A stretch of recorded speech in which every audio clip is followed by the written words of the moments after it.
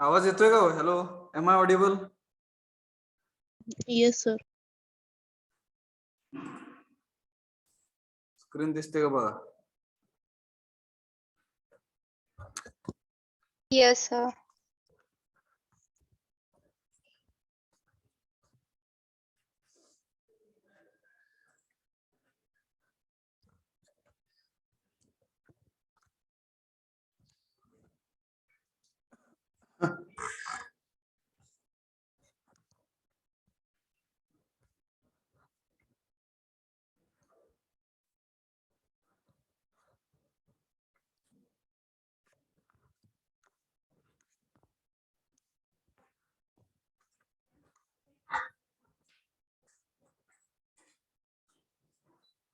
Please mention your roll numbers in the chat box.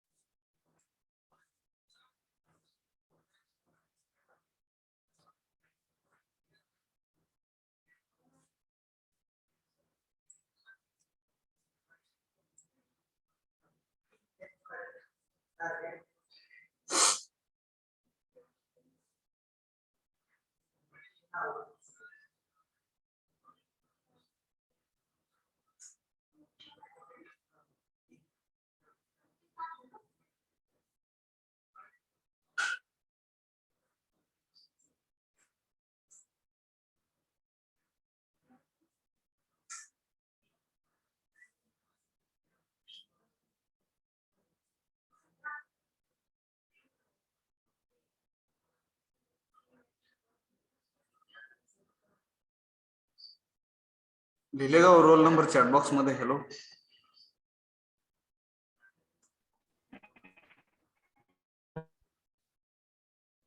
Hello. Yes, sir. Yes, sir. हा, चालू करूया का? Yes, sir.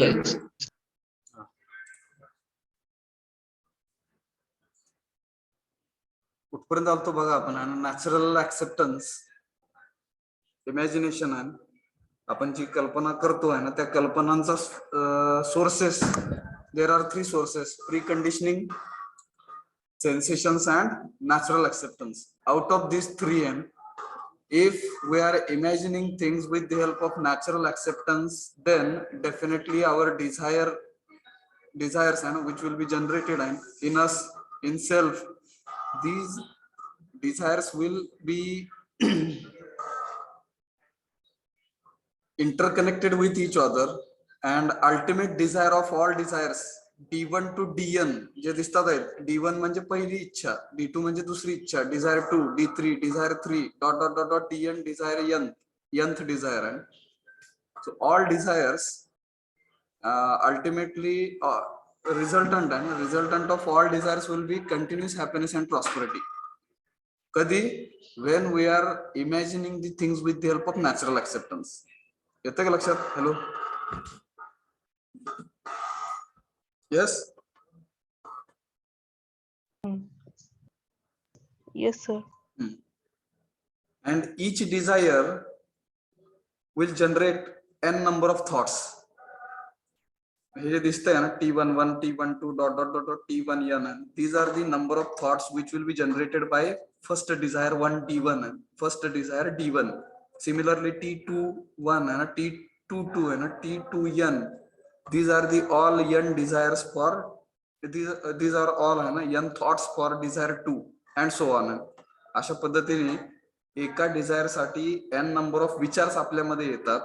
प्रत्येक विचारामध्ये n नंबर ऑफ एक्सपेक्टेशन सुद्धा तुम्हाला पाहायला भेटतील. समजतं का?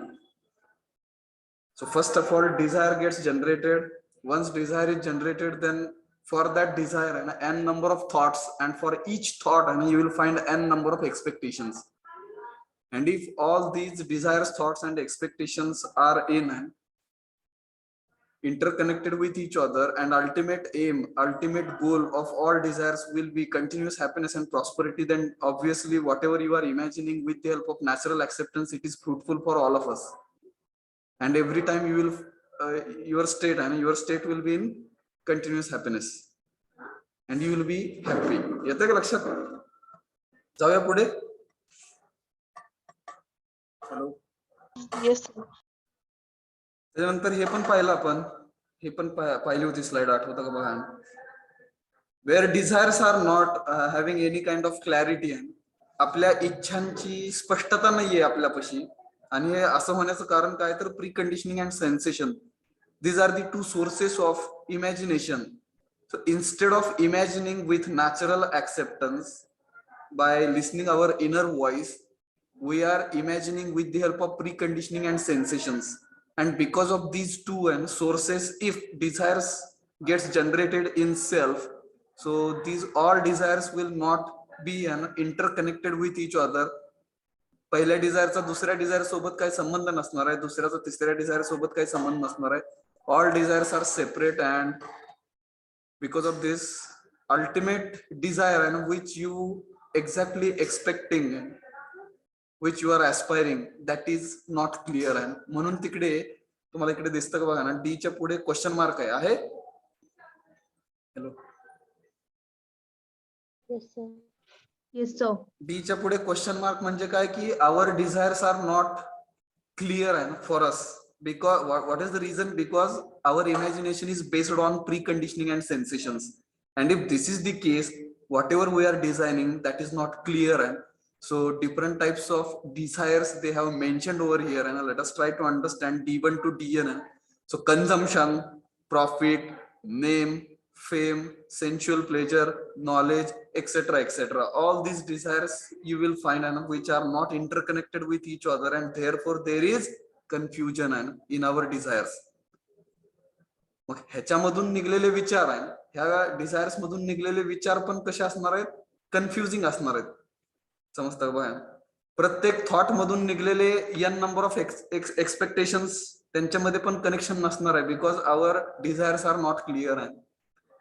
And therefore with the help of preconditioning and sensation, and most of the times we will be behaving and we will be considering ourselves, we are working, we are behaving under an enslavement kind of behavior म्हणूया आपण त्याला, गुलामगिरीचं जगणं असं म्हणूया आपण. समजलं का दोन्ही डायग्राम मधला फरक? Hello hello. Yes sir. दोन्ही डायग्राम मधला फरक समजला का बघा. मग सेल्फ ऑर्गनायझेशन कधी येणार आपल्याला? सेल्फ ऑर्गनायझेशन म्हणजे काय? Self regulation. Self regulation is nothing but we are controlling our self, is controlled by self. त्या सेल्फचं सेल्फ वरती नियंत्रण म्हणूया आपण त्याला, सेल्फ रेग्युलेशन असं म्हणतोय आपण. आणि हे सेल्फ रेग्युलेशन येण्यासाठी, स्वतःचा स्वतःवर कंट्रोल येण्यासाठी, every time we will have to imagine with the help of natural acceptance. म्हणजे ही डायग्राम वरची नॅचरल ऍक्सेप्टन्सनीच इमॅजिनेशन झालं पाहिजे. Ultimate desire should be continuous happiness and prosperity. And if such kind of imagination we will be doing in our life, so definitely we will not be in enslavement. We will be working, we will be behaving like a self-organized, or we are in self-regulation. कळलं का अर्थ? काय अडचण असेल तर विचारा. Hello hello.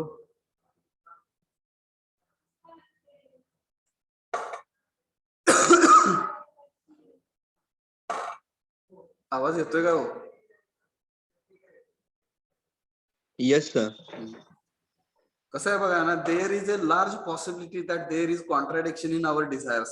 And ते इकडे बघा ना, बॉम्ब फुटल्यासारखं दाखवलंय ना लाल रंगामध्ये. ह्याचा अर्थ काय आहे तर तिकडे कॉन्ट्राडिक्शन्स आहेत आपल्या इच्छेमध्ये, आहे ना, विरोधाभास आहे आपल्या इच्छांमध्ये.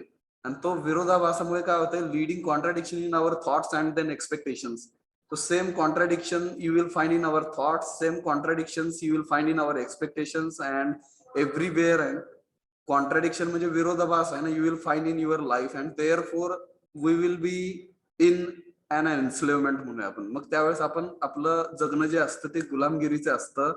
का तर तिकडे सेन्सेशन्स द्वारे आपण गोष्टींना पाहतोय, करतोय. सेन्सेशन्स म्हणजे 5 इंद्रियांनी आहे.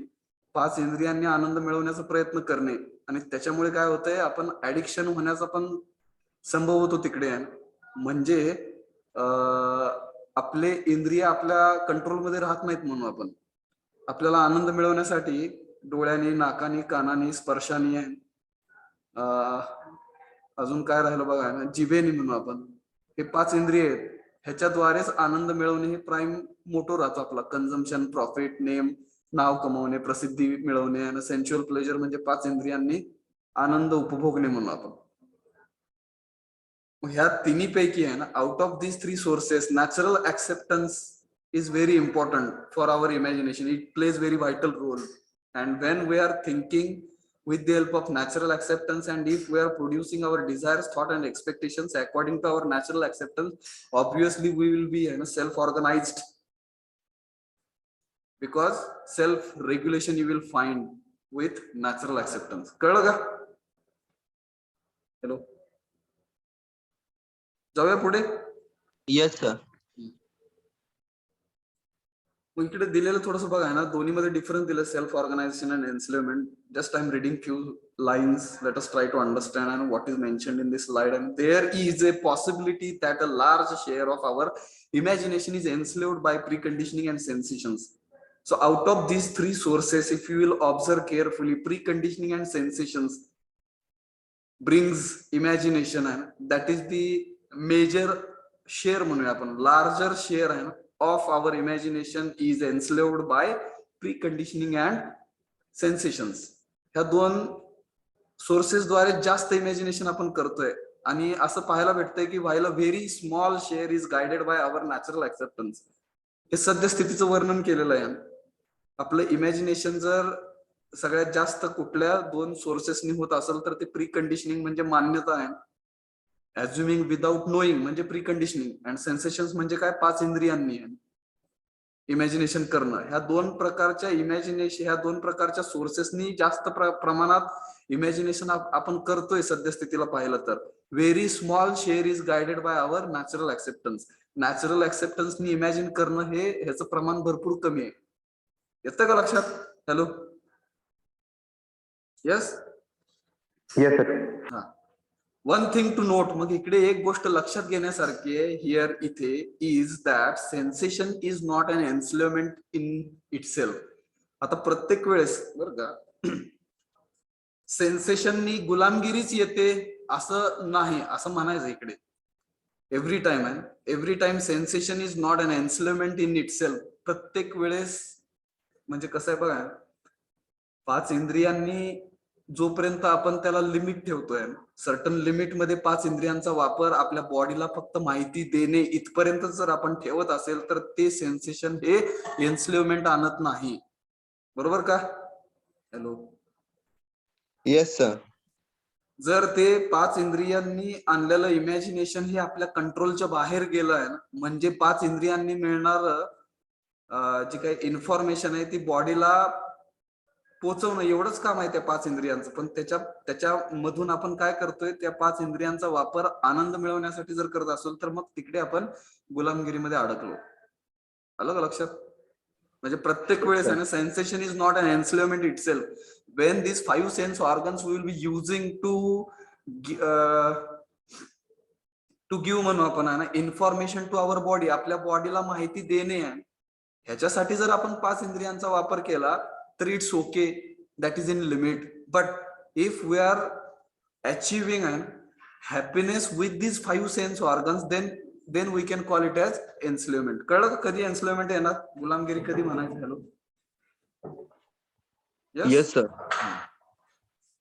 Through sensations only the self is able to take proper care of our body. आपल्या बॉडीची जर योग्य काळजी घ्यायची असेल तर आपले 5 इंद्रिय आपल्याला मदत करतात. येतं का लक्षात बघा? and through which we can achieve an healthy body. ह्याच्या माध्यमातून आपण आपलं आरोग्यदायी बॉडी, आपण आरोग्यदायी शरीर म्हणून आपण मिळवू शकतो. त्यासाठी आपण 5 इंद्रियांचा वापर केला पाहिजे. बट प्रॉब्लेम काय बघा ना, but problem arises when we try to associate happiness with favourable sensations. समस्या कधी येते? ज्या वेळेस आपण त्या 5 इंद्रियांना असोसिएट करतोय, म्हणजे त्यांना जोडतोय आपण कशासाठी तर हॅपीनेस आणि फेवरेबल सेन्सेशन साठी. जर आपण 5 इंद्रियांना जोडलं तर मग तिकडे प्रॉब्लेम अरायझेस, त्यावेळेस प्रॉब्लेम येतो तिकडे. समजलं का? Yes, sir. Yes, sir. Similarly there could be आहे ना some pre conditioning which may also be right. बऱ्याच काही अशा मान्यता असतात जिकडे त्या मान्यता ह्या आपल्याला प्रत्येक वेळेस गुलामगिरीतच नेतील असं नाही बरं का. म्हणजे दोन्ही साईडनी सांगितलेलं आहे प्री कंडिशनिंग लिमिट मध्ये असेल तर इट्स ओके. मग अशा काही मान्यता आहेत, अशा काही प्री कंडिशनिंग ज्या व्हेरीफाय करून व्हॅलिडेट करून आपल्या आयुष्यामध्ये जर आपण वागण्यासाठी वापरल्या तर ते आपल्याला सेल्फ ऑर्गनाइज्ड बनवायला मदत करतील. बरोबर का? Yes, sir. इकडे म्हणलंय ना बट अनलेस म्हणजे जोपर्यंत आपण करत नाही ना यू व्हेरीफाय इट, पडताळणी करत नाही ना, व्हॅलिडेट म्हणजे प्रमाणीकरण करणे आहे ना इन आवर लाईफ, आपल्या आयुष्यामध्ये. It is just like an enslavement. जर आपण आपल्या व्हेरिफिकेशन म्हणजे पडताळणी करत नसेल, गोष्टींचं प्रमाणीकरण करत नसेल आपल्या आयुष्यामध्ये, तर मग तिकडे आपलं जे काही जगणं आहे ते गुलामगिरीचं जगणं असणार आहे. जर आपण पडताळणी करत असू, एक्सपेरिमेंटल व्हॅलिडेशन्स करत असू, प्रायोगिक तत्वावर गोष्टींचं प्रमाणीकरण करून जर आपण आपलं आयुष्य जगत असू, तर मात्र मग तिकडे एन्सलेवमेंट मध्ये जगणं असं आपण समजू नाही शकत. तिकडे आपलं सेल्फ ऑर्गनाइज्ड असणार आहे. बरोबर? हॅलो. Yes, sir. पण जर व्हेरीफाय केलं नसेल, व्हॅलिडेट केलं नसेल आपल्या आयुष्यामध्ये, तर मग ते मात्र कसं आहे, it is just like an enslavement. तर ते गुलामगिरीच आहे. आणि त्याच्यामुळे काय होणार आहे, and this leads to unhappiness. हे सर्व आपल्याला पुढे कशाला घेऊन जाणार आहे, दुःखाच्या कारणासाठी पुढे आपल्याला घेऊन जाणार आहे आयुष्यामध्ये. If our imagination is guided by our natural acceptance. जर आपली कल्पना ही आहे, कल्पनाला जर मार्गदर्शन भेटलं कशाचं, नॅचरल ऍक्सेप्टन्सचं, नैसर्गिक स्वीकृतीचं जर मार्गदर्शन भेटलं, we are sure to be in harmony. निश्चितच आपण सुसंवादामध्ये, सुसंगतीमध्ये, तालबद्धता, लयबद्धतेमध्ये जगत असणार आहे. म्हणजेच आपण हॅपीनेस मध्ये जगत असणार आहे. विदिन म्हणजे सेल्फ, स्वतःच्या आतमध्ये.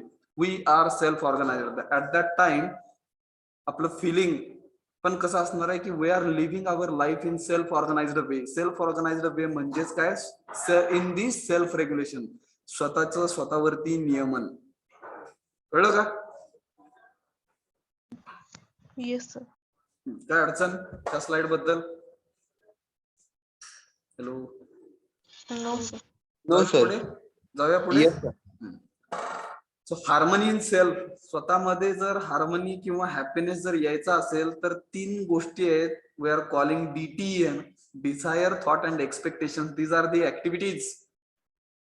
ऍक्टिव्हिटीज आहेत कोणाच्या, तर सेल्फच्या. And if all these activities we are considering according to the natural acceptance, obviously our self will be in happiness. आपल्या शरीराच्या आतमध्ये जो सेल्फ बसलेला आहे, तो सेल्फ हा 24/7 हार्मनी आणि हॅपीनेस मध्ये येण्यासाठी our desires, thought and expectations should be according to natural acceptance. आता मागची जर डायग्राम पाहिली, कुठली ही दिसते? हॅलो. Yes, sir. तर ह्याच्यामध्ये 3 सोर्सेस आहेत, प्री कंडिशनिंग, सेन्सेशन आणि नॅचरल ऍक्सेप्टन्स. पण आता जर ही डायग्राम पाहिली तर इकडे all imagination is guided by natural acceptance. It means natural acceptance is with right understanding and right feelings. योग्य समज आणि योग्य भावना ह्या गोष्टींनी आलेलं आपल्याला नॅचरल ऍक्सेप्टन्स आहे, नैसर्गिक स्वीकृती आहे. आणि त्याच्याद्वारे जर आपण इमॅजिन करत असू तर ते जे काही इमॅजिनेशन आहे ते आपल्याला आपल्या सेल्फला आहे ना, बॉडीच्या आतमध्ये बसलेल्या सेल्फला आहे ना, ऑलवेज हॅपीनेसच देणार आहे. And always we will consider our self we are in state of harmony. And our behaviour will also change according to our imagination. आपल्या इमॅजिनेशनचा पार्ट हा आपल्या बिहेवियर वरती, आपल्या वागण्यावरती फरक पडत असतो. आपल्या कामावरती, आयुष्यामध्ये, भविष्यात जे काही काम करणार आहे आपण त्याच्यावरती पण आपल्या कल्पनांचा प्रभाव राहत असतो. मग ह्या जर कल्पना आपल्याला जर नॅचरल ऍक्सेप्टन्स द्वारे जर आल्या तर आपलं वागणं आणि भविष्यातलं आपलं कार्य आहे हे दोन्ही पण ह्युमन बिईंग्सच्या रिलेटेडच होणार. येतं का लक्षात? Yes, sir. So therefore, you will have to start and imagining the things with your natural acceptance. आपल्या इनर व्हॉइसचा म्हणजे अंतरात्म्याचा जो आवाज आहे त्या अंतरात्म्याच्या आवाजानेच आपण काय केलं पाहिजे, इमॅजिनेशन केलं पाहिजे. त्याच्यामध्ये योग्य समज आणि योग्य भावना ह्या येत असतात आणि ह्या सर्व गोष्टींमुळे काय होतंय, आपलं बिहेवियर, भविष्यामधलं बिहेवियर, आपलं वागणं आणि वर्क म्हणजे आपलं ज्या ठिकाणी पण आपण कुठे काम करू आहे त्या ठिकाणी आपलं बिहेवियर आणि वर्क हे पण हार्मनीमध्ये राहतं आणि आपल्याला आनंद भेटतो. समजलं का? याच्याबद्दल काय अडचण ह्या स्लाइड बद्दल? हॅलो. No, sir. आणि पुढे म्हणलं इकडे बघा ना, कॉम्पिटन्स व्हॉट यू आर. तुम्ही जे काय आहात त्याच्याबद्दल तुमची कॉम्पिटन्स लेवल वाढते. कॉम्पिटन्स लेवल म्हणजे काय? ability to do something, and indirectly we can consider, we can call it as capacity, and we can increase our own capacities. स्वतःच्या क्षमता आपण वाढवू शकतोय. स्वतःच्या क्षमता जर वाढवायच्या असतील तर काय व्हायला पाहिजे? Desire, thought and expectations and should be and with natural acceptance. It means right understanding and right feelings नीच इमॅजिनेशन करणं. समजलं का? हॅलो. काय अडचण असेल तर विचारा बिंदास्त. इकडे म्हणलेलं पॉज अँड थिंक आहे ना, थांबा आणि थोडासा विचार करा. हॅलो. येस सर, काय प्रॉब्लेम नाही. Very good. जाऊया पुढे. Yes, sir. मग आता खात्री करायची आहे बघा ना, कशाची खात्री करायची? Ensuring harmony in the self आहे ना, by the way of self exploration. Let us try to understand what this point says. Harmony आपल्याला सेल्फ मध्ये आणायची आता. म्हणजे सगळं सुव्यवस्थित गोष्टी कोणासाठी व्हायला पाहिजेत? बॉडीच्या आतमध्ये जो सेल्फ बसलेला आहे त्याची हार्मनी आणण्यासाठी आपण खात्री करायची आहे. आणि ती जर करायची असेल खात्री, तर कुठला मार्ग आहे? By the way of self exploration.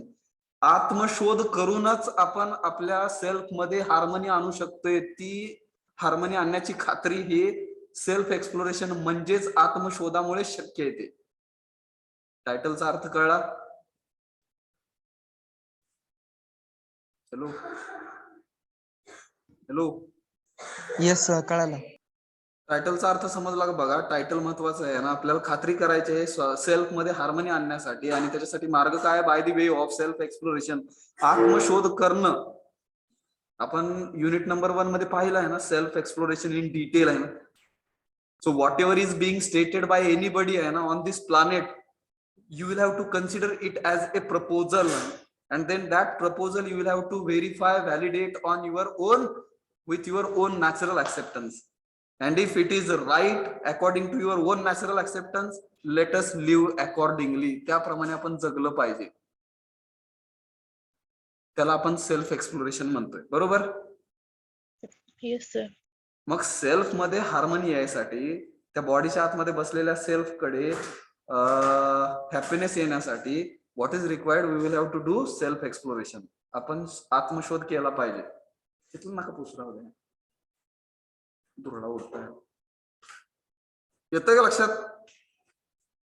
Hello. Yes sir. हा. मग इकडे काय म्हणलं बघा ना, इन दी प्रोसेस.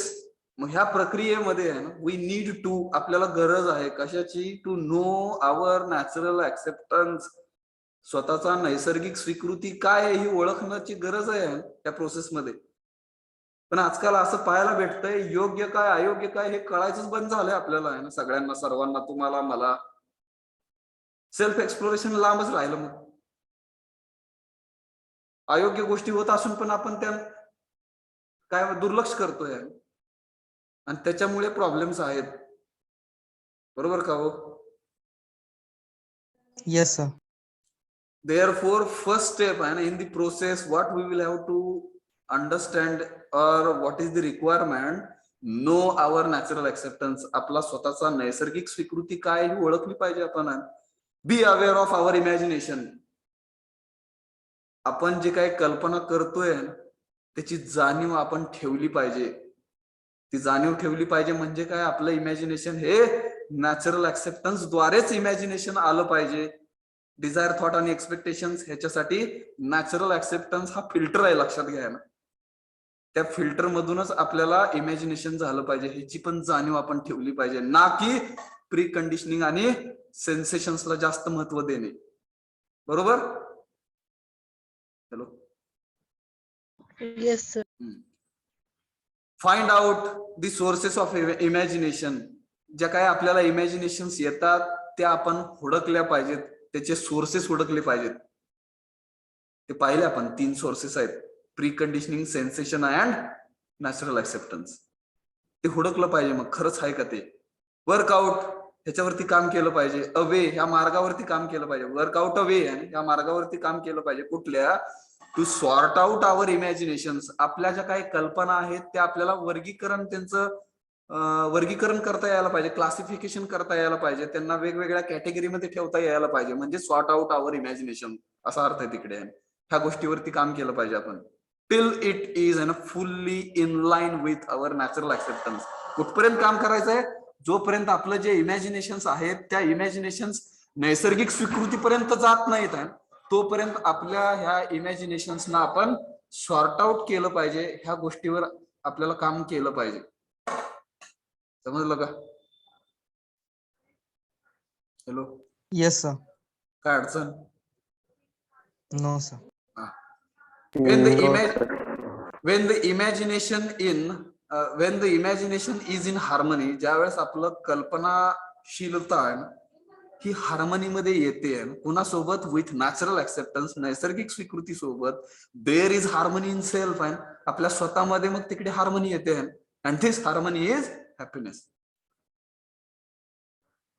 एकदा स्वतःमध्ये हार्मनी आली की आपण स्वतः आनंदी राहतो. तिकडे येतं का लक्षात? बघा होतंय कसं की आपल्या मनाला, आपल्या आतमध्ये जो काही इनर व्हॉइस आहे तो इनर व्हॉइसच आपल्याला राईट इन्स्ट्रक्शन देत नाहीये सेल्फला.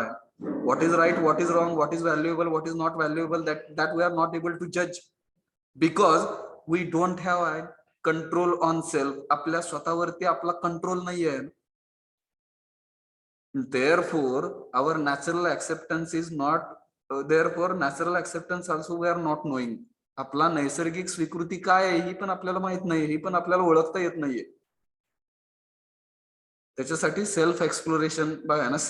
सेल्फ जर आनंदी व्हायचा असेल, बॉडीच्या आतमध्ये बसलेला जो सेल्फ आहे ज्याला आपण आय म्हणतोय, त्या आयला जर हार्मनीमध्ये आणायचं असेल तर सेल्फ एक्सप्लोरेशनने आयुष्य आपण जगलं पाहिजे. सेल्फ मध्ये हार्मनी यायला पाहिजे आणि ती हार्मनी येण्यासाठी आपलं इमॅजिनेशनवर आपण काम केलं पाहिजे. मला वाटतं मी मागच्या पण सेशन मध्ये सांगितलं तिकडे, इमॅजिनेशन आणि इंटेलिजन्स या 2 गोष्टी वेगळ्या आहेत. इमॅजिनेशन म्हणजे कल्पनाशीलता म्हणूया आपण, इंटेलिजन्स म्हणजे काय, बौद्धिक क्षमता म्हणू आपण. ठीक आहे. ह्या दोन्ही मध्ये बौद्धिकता, ठीक आहे, इंटेलिजन्स म्हणजे काय, बौद्धिकता म्हणू आपण. त्या दोन्ही मध्ये सगळ्यात पॉवरफुल जर कोण असेल तर ते इमॅजिनेशन आहे इंटेलिजन्स पेक्षा. आणि हे कुणी सांगितलेलं आहे? Albert Einstein. यस, ज्यांनी फिजिक्स मध्ये बऱ्याच गोष्टींचा रिसर्च केला आहे. Is equal to MC square वगैरे बरेच काही इक्वेशन्स लिहिले त्यांनी. रिलेटिव्हिटीचा कॉन्सेप्ट आणला आहे, जगाला सांगितला तो आहे ना, एव्हरीथिंग इज रिलेटिव्ह. फिजिक्स ह्या सेमिस्टरला का पुढच्या सेमिस्टरला? या सेमेस्टर आहे सर. हा, मग ते रिलेटिव्हिटीचा चॅप्टर ज्यावेळेस सर शिकवतील त्यावेळेस तो समजून घ्या व्यवस्थित. बघा ना, मजेशीर चॅप्टर आहे ते. एव्हरीथिंग इज रिलेटिव्ह आहे. त्या पृथ्वीवरती आपण एकमेकांची रिलेटिव्ह आहोत. आपण रिलेशनशिप्स मध्ये आहोत, म्हणजेच रिलेटिव्हिटी आहे, लक्षात घ्या.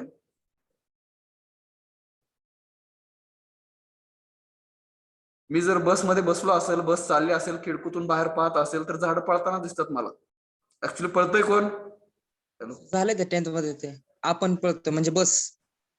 हा, आपण पळत असतोय पण आपण बाहेर बघत असताना आपण स्वतःला स्टेशनरी समजतोय ना. रिलेटिव्हिटी आहे ही. बघा, आपण स्वतःला स्टेशनरी समजून बाहेर पाहत असेल तर ती 100% झाडं पळताना दिसतात आपल्याला. But in reality, what is the reality? We are running म्हणूया आपण, विथ व्हेरी फास्ट स्पीड आहे. and we are considering we are stationary and trees are काय बघा ना तिकडे रनिंग व्हेरी फास्ट. समजतं बघा. Yes sir. तर मग सेल्फ मध्ये जर हार्मनी आणायची असेल तर आपल्याला काय करायला लागणार आहे समजतंय का बघा. इकडे जाऊया पुढे. Yes, sir.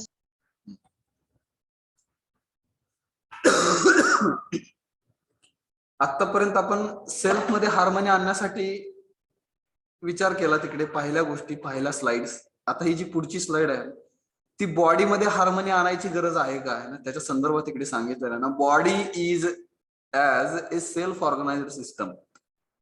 आता बॉडीचा जर विचार केला आपल्या शरीराचा जर विचार केला तर शरीर हे स्वतःमध्येच एक सेल्फ ऑर्गनाइज्ड सिस्टम आहे. म्हणजे काय तर तिकडे ते हार्मनी मध्ये काम करते आपली बॉडी. समजतंय का काय म्हणायचं. हॅलो. हो सर. सेल्फ मध्ये हार्मनी आणण्यासाठी प्रयत्न करायला लागणार आहेत कारण की सेल्फला हार्मनी मध्ये ठेवण्यासाठी आपल्याला इमॅजिनेशन करायला लागतं. ते इमॅजिनेशन हे 3 सोर्सेसनी येतंय. त्याच्यावरती आपला कंट्रोल पाहिजे. नॅचरल ऍक्सेप्टन्स द्वारे जर इमॅजिनेशन होत असतील गोष्टी तर आपल्या सेल्फ मध्ये हार्मनी येते. ते आपण पाहिलं आहे. Now let us try to understand how to bring harmony in the body. शरीरामध्ये कशी आणायची ती आहे.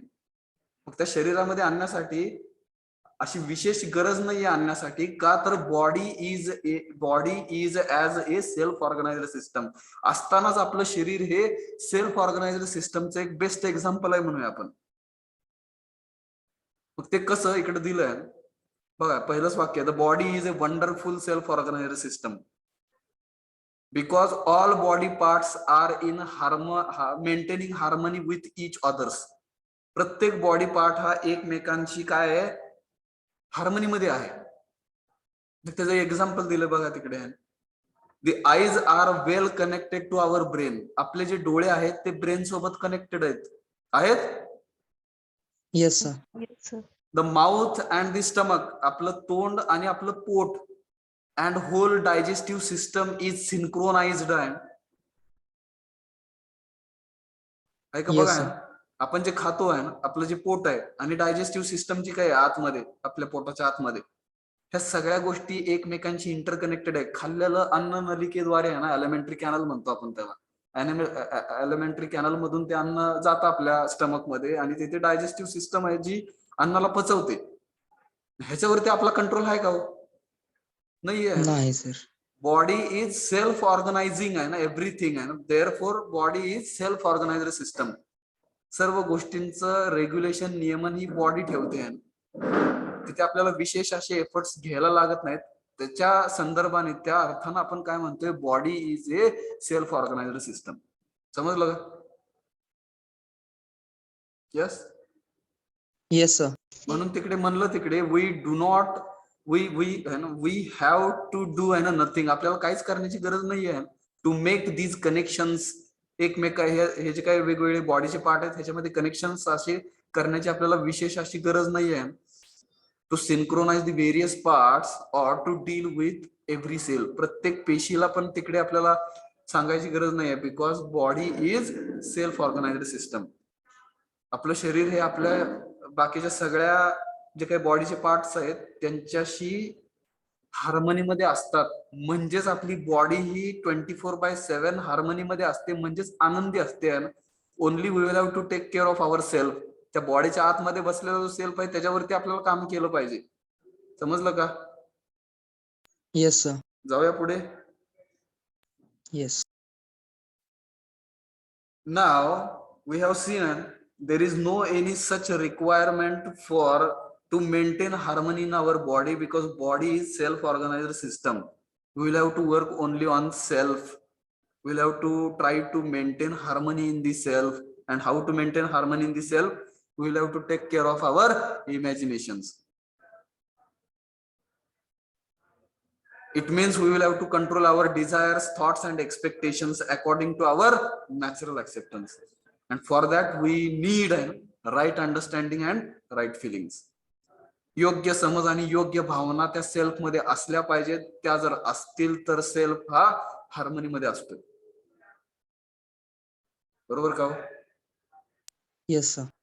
मग आपण तिकडे सेल्फला हार्मनीमध्ये कसं आणायचं ह्याच्याबद्दल पाहिलं.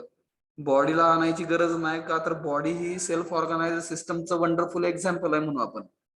नाव इफ वी नेक्स्ट स्लाइड जी आहे ना दिसते स्क्रीनवर, तिथे काय म्हणलं बघा ना, हार्मनी ऑफ सेल्फ आहे ना विथ दी बॉडी. सेल्फ आणि बॉडी ह्या दोघांमध्ये हार्मनी कशी आणायची आहे.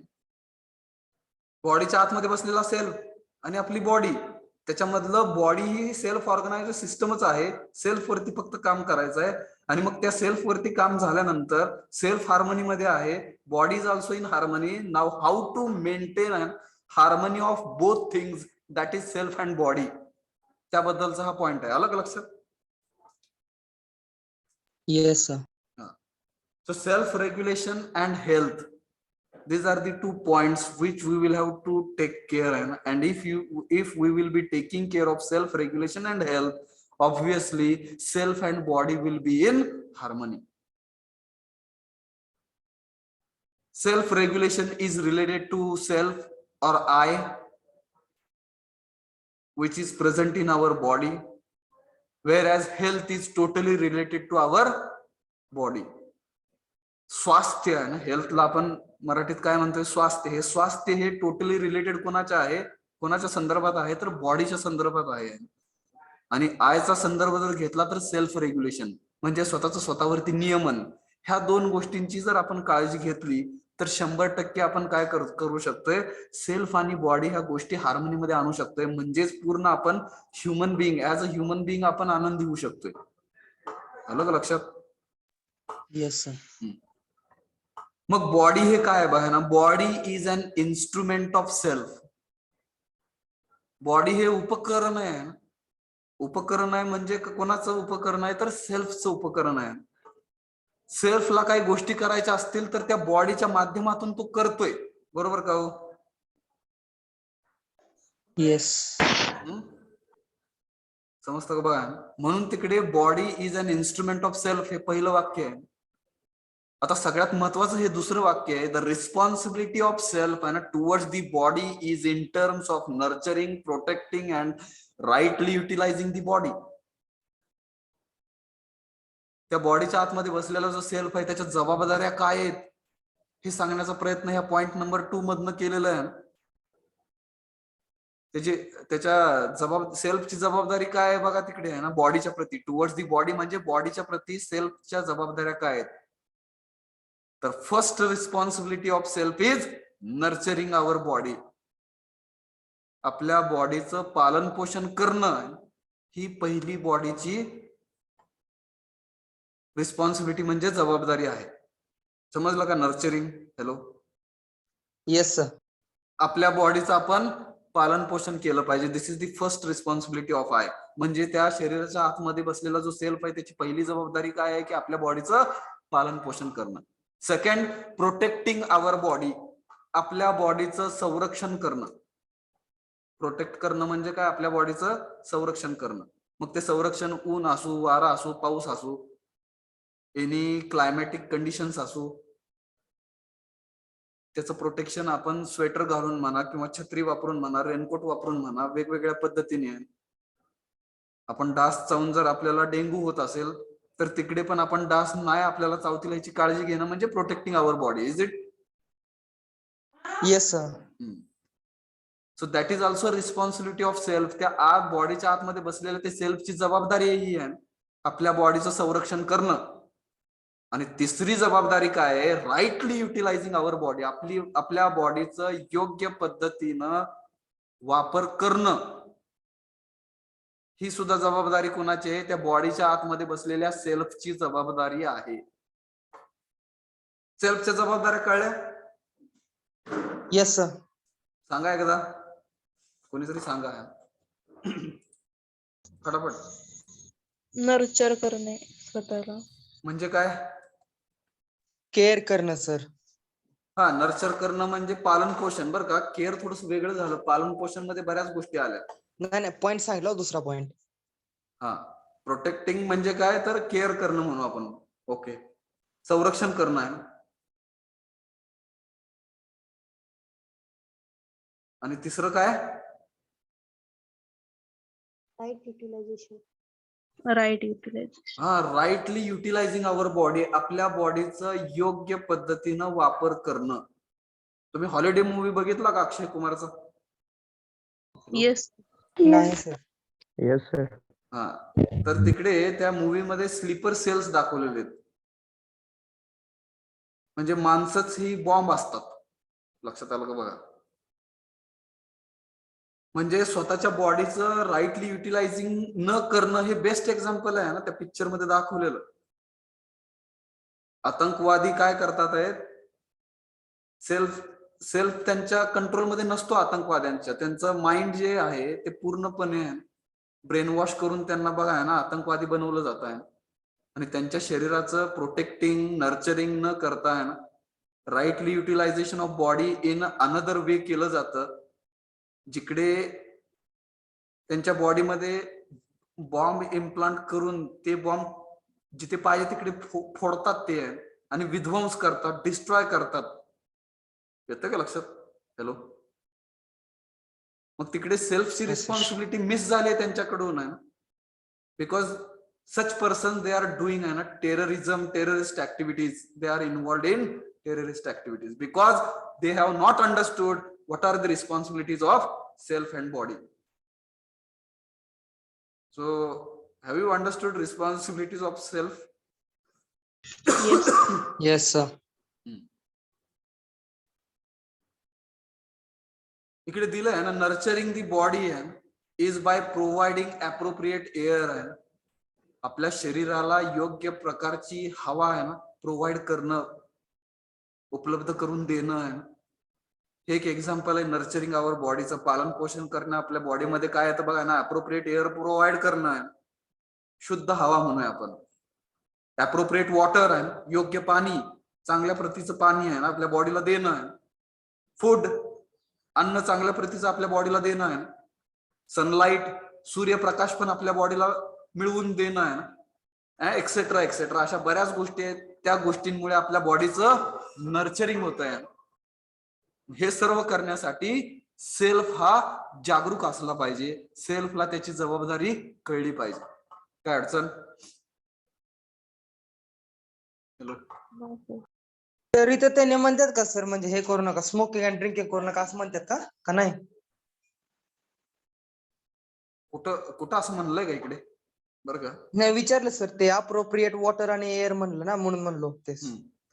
आता अप्रोप्रिएट वॉटर आणि एअर म्हणलंय बरं का, तिकडे तिकडे अल्कोहोल म्हणलंय का? नाही म्हणून विचारलं सर मी. कसं आहे बघा ना, तिकडे ऍडिक्शन करणं म्हणजे सुद्धा आपण गुलामगिरीमध्ये जगणं आहे. लक्षात घ्या, एखाद्या गोष्टीचं ऍडिक्शन आणि ती गोष्ट जर वाईट असेल तर ते गुलामगिरीमध्ये घेऊन जाते आपल्याला. काही ठिकाणी म्हणतात तिकडे ऍडिक्शन चांगल्या गोष्टींचं असेल तर चांगलं असतं. आता चांगल्या गोष्टी काय आणि वाईट गोष्टी काय हे कळण्यासाठी आपल्याला आधी नॅचरल ऍक्सेप्टन्स पाहिजे. मग आपण चांगल्या गोष्टींचं ऍडिक्शन असू देऊया आपल्यापाशी. अदरवाईज कसल्याच प्रकारचं ऍडिक्शन आपल्यामध्ये नसावं असं पण मत आपण मांडू शकतो. Yes yes sir. Nurturing body बद्दल कळलं का? आणि ही जबाबदारी कोणाची? सेल्फची आहे. त्या बॉडीच्या आतमध्ये बसलेला जो सेल्फ आहे, शरीराची काळजी घेत नसते. लक्षात घ्या, शरीराची काळजी घेणारा हा तो सेल्फ आहे बॉडीच्या आतमध्ये बसलेला. ऑटोमॅटिक गोष्टी होत नसतात मनाने सगळ्या गोष्टी चांगल्या. सेल्फचा कंट्रोल पाहिजे असं सांगितलं इकडे. आलं का लक्षात? योग्य प्रकारची हवा, योग्य प्रकारचं पाणी, जेवण, अन्न, सनलाइट, सूर्यप्रकाश हा बॉडीला मिळवून देणं आहे ना. This is nothing but nurturing our body. Let us move towards second point, that is protection is to ensure the continuity of our body which includes safeguarding from unfavorable conditions. प्रतिकूल परिस्थिती, unfavourable condition म्हणजे प्रतिकूल परिस्थिती, favourable condition म्हणजे अनुकूल परिस्थिती. प्रतिकूल परिस्थिती म्हणजे अगेन्स्ट ऑड्स, वाईट गोष्टींची परिस्थिती म्हणूया आपण, अनफेवरेबल कंडिशन्स. मग अशा काही अनफेवरेबल कंडिशन्स, प्रतिकूल परिस्थिती पासून सेफगार्डिंग करणं म्हणजेच बचाव करणं म्हणूया आपण.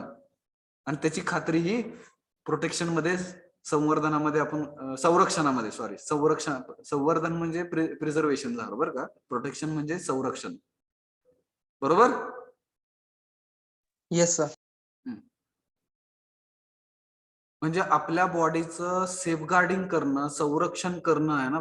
अनफेवरेबल कंडिशन्स म्हणजे प्रतिकूल परिस्थितीमध्ये आपल्या बॉडीचं संरक्षण करणं आहे.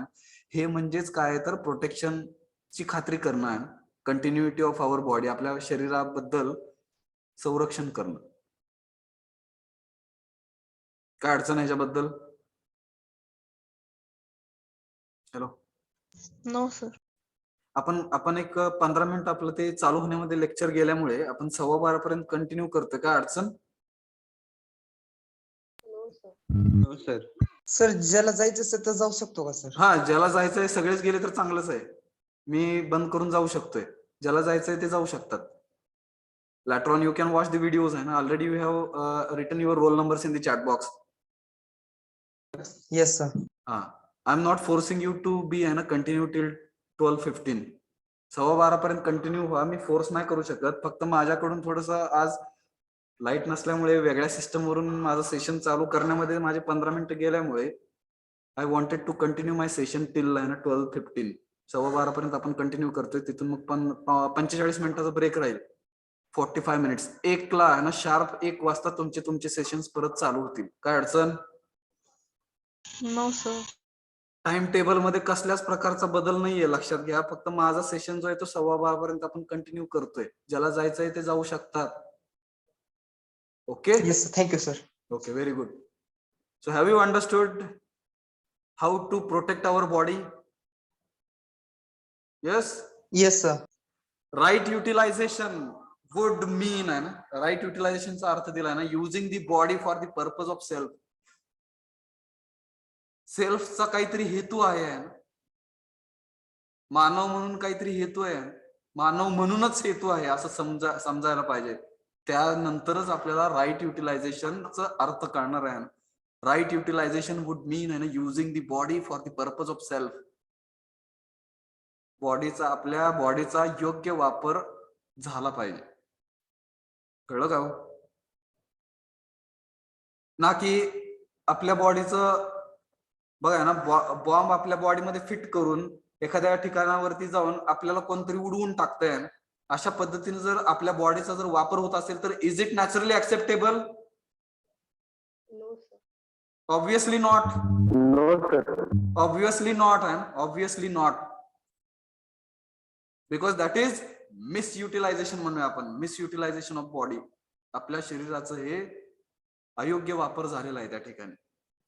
ह्युमॅनिटी साठी झालेला नाहीये ना. मानवता सांभाळण्यासाठी आपल्या बॉडीचा वापर होत असेल तर सर्व काही अलाउड म्हणूया आपण. It is allowed. But if your body is not utilizing in proper way because you are not serving the purpose of self, in that case you are not utilizing your body in right way. समजलं का? Yes. Hello. Yes sir. तिकडे timing येते का हो? किती वाजले तुम्हाला दिसतं का टायमिंग कोणाला? Yes sir. किती वेळ झाला आपलं लेक्चर चालू होऊन असं कळतं का? No sir. नाही, ठीक आहे. No sir.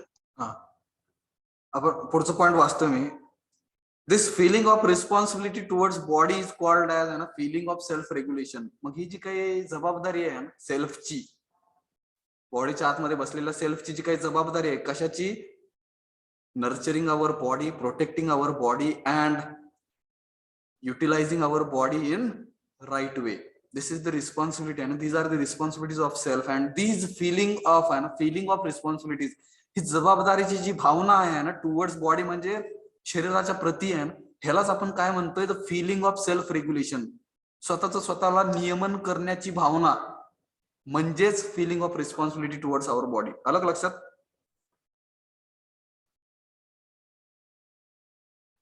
Yes sir. आणि ह्याचा आउटपुट, ह्याचा परिणाम काय असणार आहे? नॅचरली आपल्याला नॅचरल आउटकम असणार आहे. ह्याचा नैसर्गिक परिणाम काय असणार आहे? It is health. आपल्या आरोग्यावर ह्याचा परिणाम आहे. लक्षात घ्या.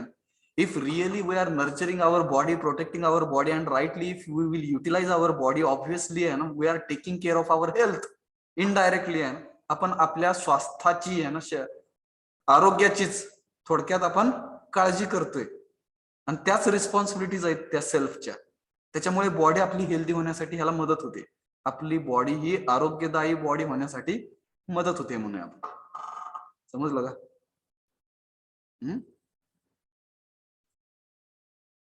मग फिलिंग ऑफ सेल्फ रेग्युलेशन काय आहे ते सांगण्याचा प्रयत्न केलाय. फिलिंग ऑफ सेल्फ रेग्युलेशन म्हणजे स्वतःच स्वतःवरती नियमन, स्वतःचा स्वतःवरती कंट्रोल आहे. ह्याची जी काही भावना आहे त्याला फिलिंग ऑफ सेल्फ रेग्युलेशन म्हणतोय आपण. Feeling of self regulation is equal to feeling of responsibilities in the self and towards the body. आपल्या शरीराच्या प्रती ज्या काही आपल्या जबाबदाऱ्या आहेत सेल्फच्या स्वतःच्या त्या काय म्हणलं बघा ना, फिलिंग्सला त्या भावनेलाच कशाची भावना म्हणलंय, सेल्फ रेग्युलेशनची भावना, फिलिंग ऑफ सेल्फ रेग्युलेशन असं म्हणायचंय. जिकडे we are taking care of our, nurturing our body, protecting our body and utilising our body in right way. Self रेग्युलेशनची भावना म्हणजेच काय तर आपल्या सेल्फच्या ज्या काही जबाबदाऱ्या आहेत 3, त्या जबाबदाऱ्याची भावना आपल्यामध्ये आली म्हणजेच फिलिंग ऑफ सेल्फ रेग्युलेशन आलं. लक्षात आलं? Yes. Hello hello hello, am I audible? Yes, sir. Yes, sir. एवढे डायग्राम पाहून आपण थांबतोय बरं का आजचा सेशन आपला. Let us try to understand what this diagram says. So self and body if self and body are in coexistence with each other, definitely we are calling it as a human being because we started with that proposal. त्या प्रस्तावानेच आपण आपल्या chapter number 2 ची सुरुवात केलेली आहे. Body म्हणजे काय तर body is instrument of self. उपकरण आहे ना, आपलं शरीर म्हणजे उपकरण आहे सेल्फचं, त्या बॉडीच्या आतमध्ये बसलेल्या सेल्फचं किंवा आईचं. So self is related to consciousness. आपला जो सेल्फ आहे बॉडीच्या आतमध्ये बसलेला, तर तो कॉन्शियसनेस म्हणजे जाणीव जी काही आहे ना, जाणीव म्हणजे आपण त्या सेल्फ मध्ये पाहतोय. सेल्फ अशी जाणीव आहे म्हणूया आपण. But for body is made up of materialistic thing, that is physiochemical things. भौतिक रासायनिक वस्तूंनी आपली बॉडी बनलेली आहे. मग सेल्फ आणि बॉडी ह्या दोघांमध्ये जर इन्फॉर्मेशनचं आदान प्रदान होत असेल म्हणूया आपण, it means if self is giving some instructions to our body and with the help of sensory organs body is sensing something and it is giving an response to self. If that is happening indirectly, it is the transformation of information from our body and self. बरोबर का? Hello, yes. Yes, sir. म्हणजे माहितीचं आदान प्रदान हे self कडून बॉडीला होत असेल, बॉडी कडून सेल्फला होत असेल. कसं होतं बघा ना, self is giving some instructions to our body and if self is giving some instructions to our body, it means body is in control with self. It means we are in self regulation. It means our self is in self organized state. Then we will have to understand what are the needs of self. Continuous happiness and continuous prosperity, these are the needs of self, whereas for body physical facilities are required. For self, needs and activities are continuous. Continuous happiness आणि prosperity पाहिजे, ही गरज आहे आपली. ही continuous म्हणजे निरंतर आपल्याला पाहिजे. And activities म्हणजे काय, आपण जे काही ऍक्टिव्हिटीज पाहिल्या म्हणजे desire, thoughts and expectations, these are the activities of self. These activities you will find in self are which are in continuous, निरंतर चालू आहेत. But in case of body we will find our needs are on temporary basis. बरोबर का? Hello hello hello.